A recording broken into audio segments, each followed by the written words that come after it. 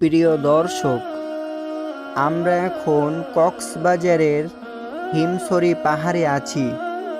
এখানের প্রকৃতি এতটাই অপূর্ব, এতটাই শান্ত, ভাবলাম আপনাদের সাথে এই সুন্দর মুহূর্তগুলো শেয়ার করি।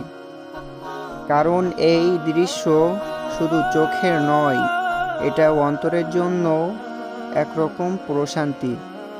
এই প্রশান্তি শুধু প্রকৃতির নয়, এটা আল্লাহর কুদরতের এক জীবন্ত নিদর্শন। সবুজে মোড়ানো পাহাড়, পাশে নীল সমুদ্র, আর উপরে বিশাল আকাশ। এই সৌন্দর্য দেখে অন্তর থেকে যেন নিজেই বলে ওঠে, সুবহানাল্লাহ, কি অপূর্ব সৃষ্টি!